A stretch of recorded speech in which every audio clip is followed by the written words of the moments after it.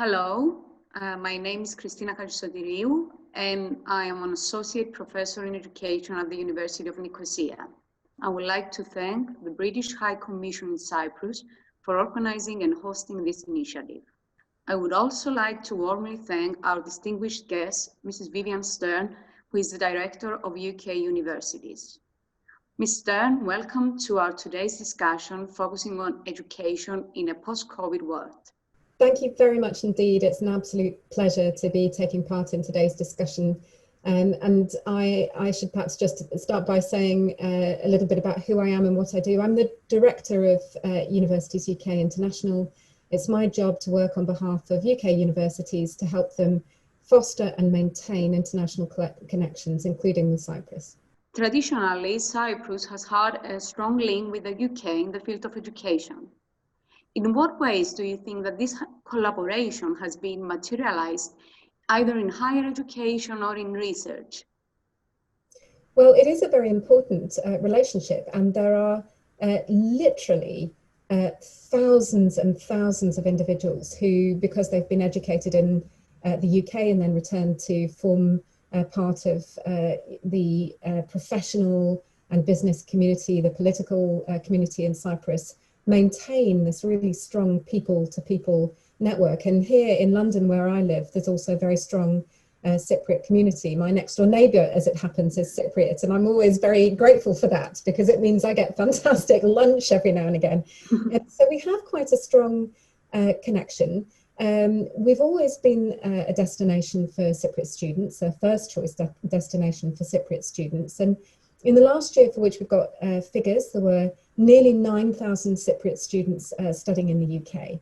But more recently, what we've seen is a development of provision in Cyprus, where predominantly UK universities are working in partnership with Cypriot institutions.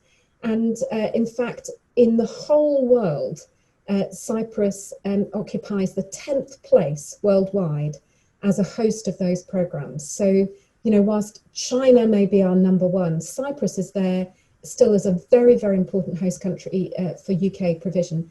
I think that's very important. It means that UK academics and Cypriot academics are working together.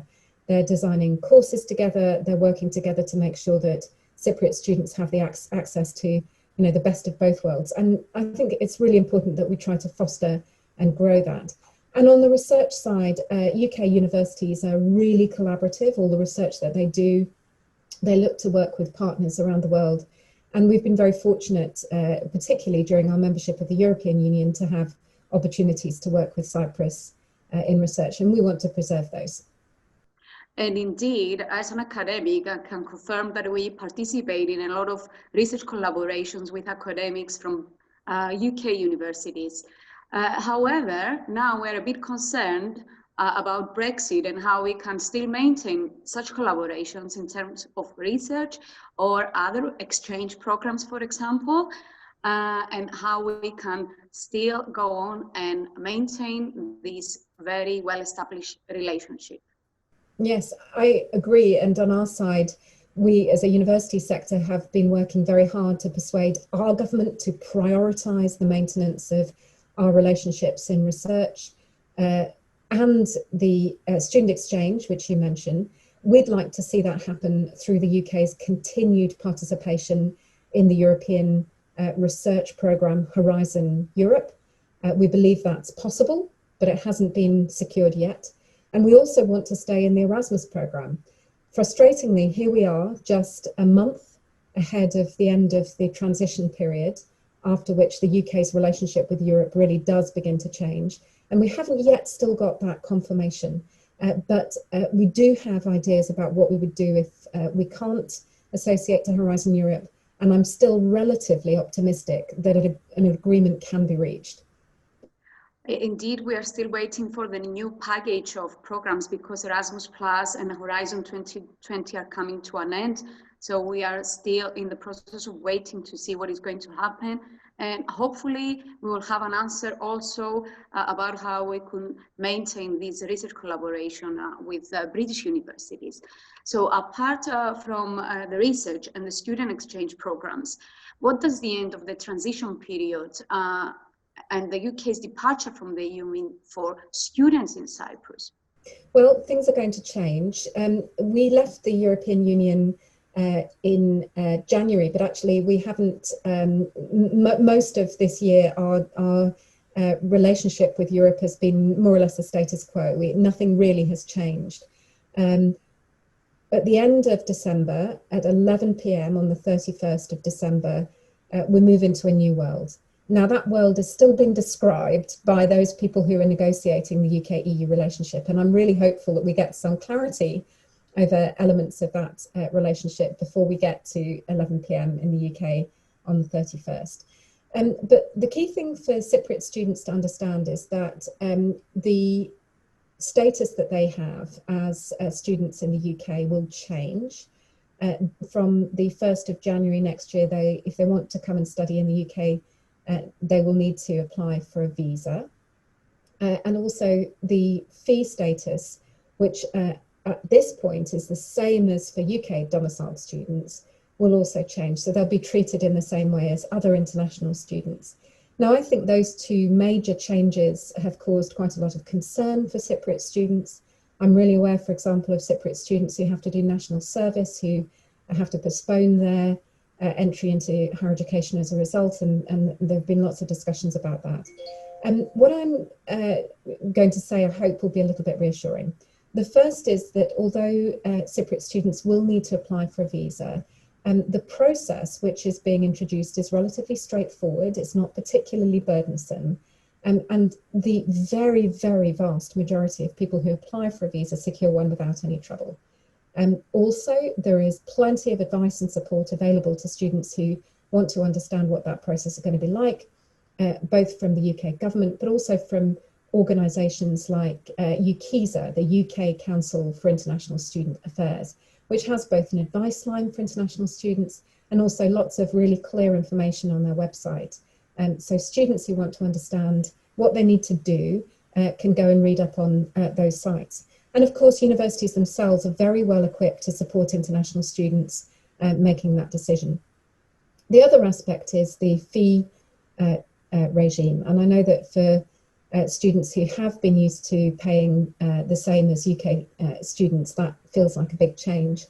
And my message there would be go and look at the courses that you're interested and compare several universities, because although the fees can vary quite considerably from the fees that UK students pay, they're not in every case significantly more. So when I last looked at the spread of provision between universities, depending on the level of the course, the type of the course, whether it's lab-based or whether it's a course, for example, in medicine or dentistry or veterinary science, there is quite a wide variety of different fee levels. So go and look and talk to the institutions that you're interested in, also about whether there's any financial support available in the form of bursaries or scholarships, because universities will have some provision of that type. Thank you for all this valuable information, and I think they're going to be quite important for future students who are interested in all these programs that you mentioned. And of course, I can confirm, coming from the Cyprus context, that it is a huge concern for future students, the fee status. So thank you for all these comments. In terms of the recognition of professional qualifications and the access to research funding, what is the status for postgraduate students coming to the UK? So the mutual recognition of professional qualifications is an issue that will need to be negotiated after the end of the transition period. We had been hopeful that between the UK and the EU, some umbrella scheme could be negotiated that allows for the continued automatic recognition that we've enjoyed as part of the European Union. I think that my expectation and my hope is that it will be relatively straightforward to agree mechanisms for students to achieve recognition of their qualifications between the UK and Cyprus, because it's important to both sides that graduates holding those qualifications have a path to recognition. So I'm not anticipating it being a major barrier, but it will take a bit of diplomatic work. So there is work going on there, but apparently a solution is going to be found, and postgraduate students can have their degrees recognized, and vice versa. Following Brexit and the pertinent, notwithstanding challenges, what does the UK have to offer to Cypriot students? Well, the first point I would make is simply quality. I mean, we in the UK are proud to have a university sector that is internationally renowned for the quality both of its teaching and research. And I'll give you two sort of illustrations of that. I mean, I won't talk about international league tables where, yes, the UK is prominent in the sort of upper reaches of the league tables, but league tables only measure what league tables measure. I think it's much more important to look at things like the degree to which students who enroll in our universities complete their courses successfully and then go on to have successful careers, to get jobs, to achieve career progression. And our organisation recently did a study of international graduates of UK universities between 2 and 7 years post-graduation, which found extremely high levels of satisfaction in the kind of upper 80s and low 90s amongst graduates of UK universities when asked questions about the degree to which their UK qualification was important in helping them secure their job, the levels of satisfaction with the career opportunities that they've had. And although it's very difficult to compare earnings through those sorts of self-reported surveys, those students, a high proportion of those students also said that in their view, they had an earnings advantage over students who had graduated from other universities. Now, we can't prove that, actually. It's very difficult to demonstrate, but it shows that a very high proportion of graduates of our system think they got good value out of the experience that they had. On the research side, the UK is the third largest producer by volume of research in the world.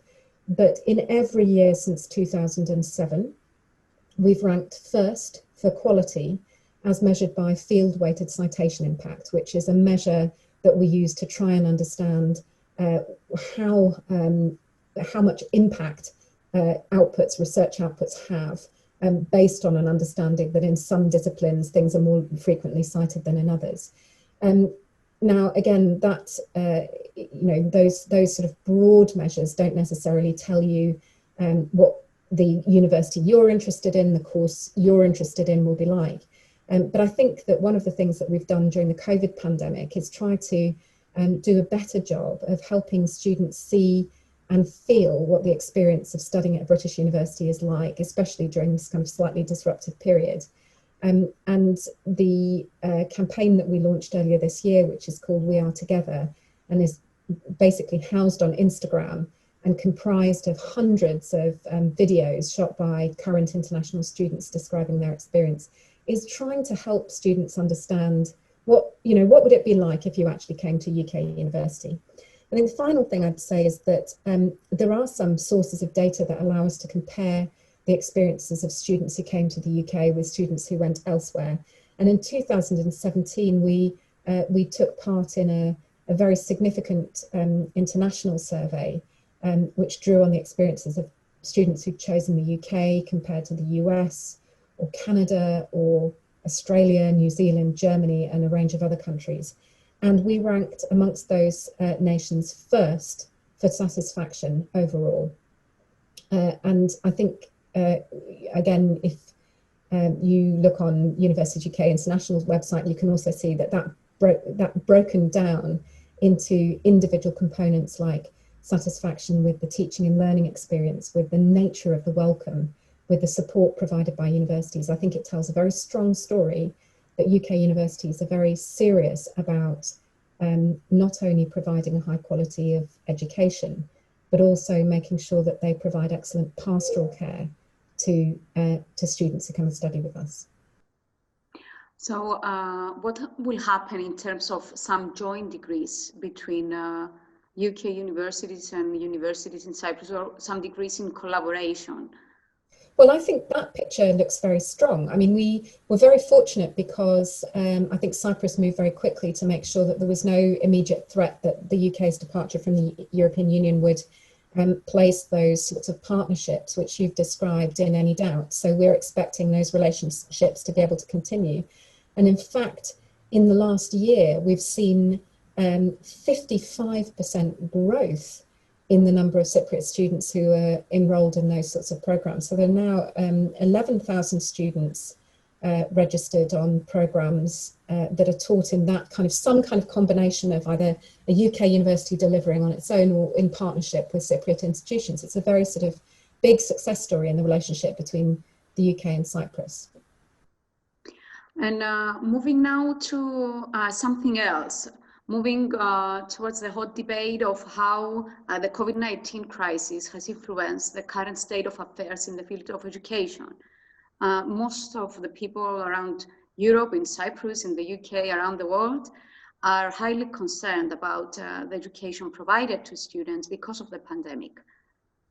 What is your comment on that?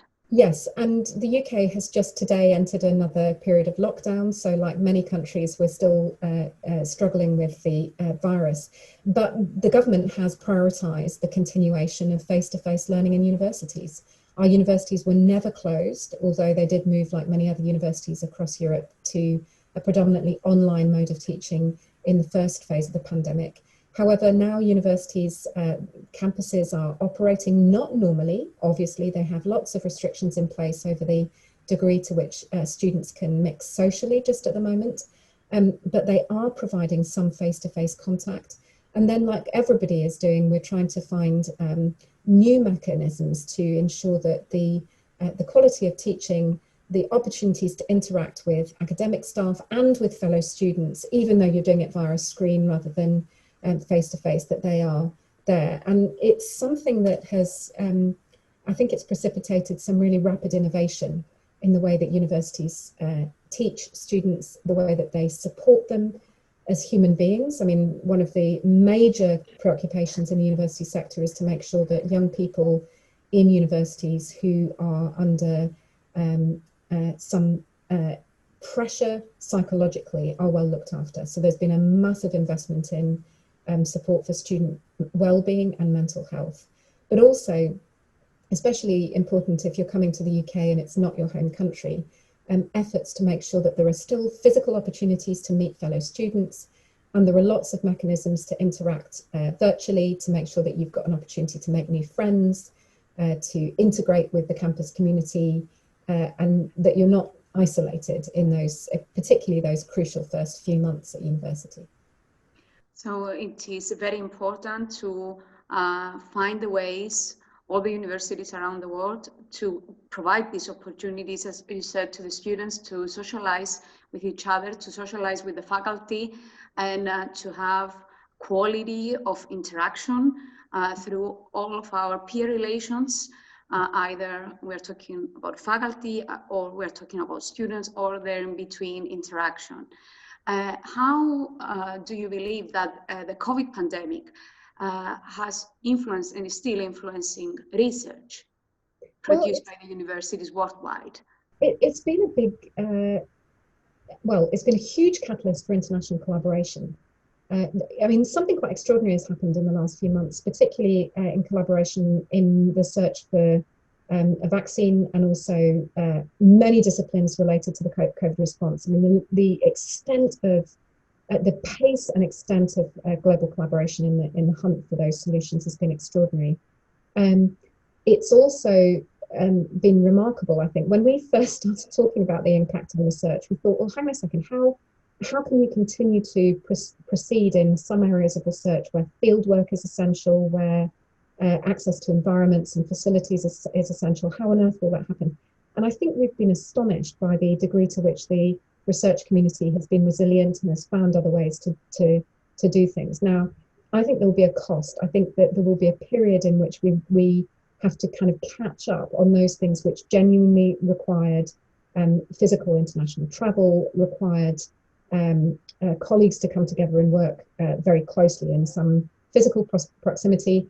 However, you know, we've kept research facilities open in the UK where you can't continue to proceed with a research project without access to those facilities. Universities have just prioritized what it's impossible to do without that kind of physical access. And like everybody else, I think we've discovered that there are some upsides to this digital interaction. What previously would have only really taken place when you flew to another country and sat with your colleagues and had discussions. I've heard people say that they're talking more to their international collaborators in these sorts of ways, via Teams or Zoom, than they were before. And so there will be some benefits as well as barriers, but my guess is that there is a residual, there is a pocket of work that hasn't been possible to pursue that we will spend some time trying to recover. My other real concern, and it's more of a policy concern than a concern for individuals, is that we will enter a period in which many countries are facing huge economic pressures. And research obviously isn't free. We need our governments to invest in research. And in fact, in the UK, the government recently committed to increasing investment in the research system to 22 billion over the course of the next 5 years, which is an extraordinary increase from the current level. And I hope that will be maintained because the commitment to invest in research, I think, is really critical to the environment we can offer people who come and study as postgraduate students, who want to start research careers with us, early career researchers. And I think just on that last point, there will be a cost for those people who are at the beginning of their research careers. There are things that at an early stage in your career you need to do: build professional networks, get opportunities to present your work. And I think there may be a group of early career researchers who need some additional help during the next phase. And I would be very interested in your comments about how this situation influences social sciences and research in social sciences, because indeed we observed increased collaboration in areas like medicine, or you mentioned the research for the vaccine, but we always know that social sciences, they don't receive so much funding. So do you see that is going to be a bigger negative impact on social sciences or not? Well, I hope not, because although you're right, there's been a huge focus on the sort of medical response to COVID-19. I hope that what the last 6 months has demonstrated is that pandemics are also social phenomena. They absolutely demand an understanding of how people interact with medical emergencies of this type. I mean, human behavior, decision-making, economics. So I think it is our job as a community of people who think that social sciences have a critical role to play in advancing knowledge and understanding and addressing a crisis like COVID-19. We have to advocate for the social sciences, but I hope people have noticed that these are disciplines which are integral to the pandemic response. And what do you believe are the lessons to be learned in the post-COVID era, when we finally reach this era out? Well, it's tempting to say, I think it's too early to draw any long-term conclusions. I think that we still, when we look back in 3 years' time, we will think we're just at the beginning. We didn't know anything about how this would play out. I suppose two things I would say, and I don't mean to sound, as though I don't understand the human cost of COVID-19, because the extraordinary human cost should never be forgotten. But look at what has become possible that we never thought would be possible. I remember talking to a vice chancellor of a UK university in the very early days of the pandemic, when it was still predominantly an issue that we thought about in relation to China. And we were very concerned about whether Chinese students would be able to come to the UK, and that was really what we were worried about. And we were talking about the possibility that this would become a pandemic in the UK, and whether that university would be equipped to move online if we had to. And the Vice Chancellor said to me, look, we've been working on this for 5 years. It's going to take us a long time to get to a point where we really have the systems and the processes in place, and the buy-in from academic staff and the understanding from students to be able to teach really effectively in an online mode. 1 month later, that same university had gone fully online. And I'm sure it wasn't perfect, but what was possible, which we couldn't have imagined, and even professionally in my own sphere, and I hope other people will recognize this, things that I thought couldn't be done, turns out they could be done. We have a regular international dialogue, which used to involve, I was about to host a meeting, a global meeting. It would have cost us £30,000. 25 people would have flown in from all corners of the globe with all of the carbon implications of that. And we would have had a meeting that we simply thought couldn't take place online. After the pandemic struck, we simply did it. We just do it this way. We meet. It's never a good time for everybody. So the last one, which happened 2 days ago, it was 11 o'clock in the UK by the time we were finished. But we meet every month. We've got a better relationship than we had before. It's absolutely effective. There are some additional benefits even to doing it virtually. And I think we should be optimistic that it's shown us that we can do things that we didn't really imagine were possible. And I think that's true at the scientific level too. I mean, if we do get one of the many candidate vaccines into, past the final stage of trials, and there are many vaccines, I think, that are just on that point of concluding phase 3 trials, what an amazing achievement. And what a demonstration of the fact that it is essential, just essential, that as a scientific community we work together. So I'm an optimist, and I go back to the point that I make right at the beginning, that I don't think that means we can afford to ignore the misery and grief and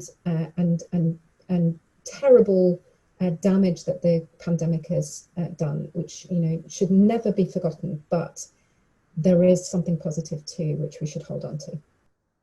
So I keep this positive message out of this really bad situation, that is collaboration, and collaboration across the world, as you said, can lead not only the scientific community, but all the people to a better future, and can help us to move out of this kind of crisis now and in the future. Do you have any other comment that you would like to add in our discussion? I think the one thing that we haven't talked about that I'd like to just go back to, you mentioned right at the beginning, student exchange. And I think it's important in connection with your last comment that I also think it's important that students have an opportunity to experience life in other countries. For the UK, this is something that we haven't been very good at. We haven't been very successful in persuading UK students to spend time abroad. We're quite determined to change that, and we've in fact had a campaign for the last 3 years to try to double UK outbound mobility. We are trying to stay in the Erasmus scheme, and that would of course leave open continued opportunities for Cypriot students to come on Erasmus exchanges to the UK. But for those people who are worried about whether Erasmus will continue to be possible, and we may not know the answer to that question for several months, I think I just want to reassure you that we're completely determined to work as far as it's possible with our government to make sure that even if we're not in Erasmus, there is some mechanism. And although outside the EU, we aren't automatically included within the Erasmus family, even if we don't associate, we could still be part of exchanges under the international element of Erasmus. So I'm hoping that one way or another, those opportunities for short-term exchanges are still available. And there is a lot of research actually on the benefits of the student exchanges, not only in terms of personal experiences, but also in terms of gaining professional experience from elsewhere. And thank you for this comment. I would like to thank you for your valuable contribution to this webinar series. Through your thought-provoking reflections on the hot topic of education and how it is affected by this pandemic, you have helped us reflect on this issue. It has been really a great honor having the opportunity to discuss with you the concerns shared by our society regarding education in the COVID world and in the post-COVID world. And I would also like to thank once again the British High Commission for hosting this webinar series. Thank you very much indeed. It's entirely my pleasure.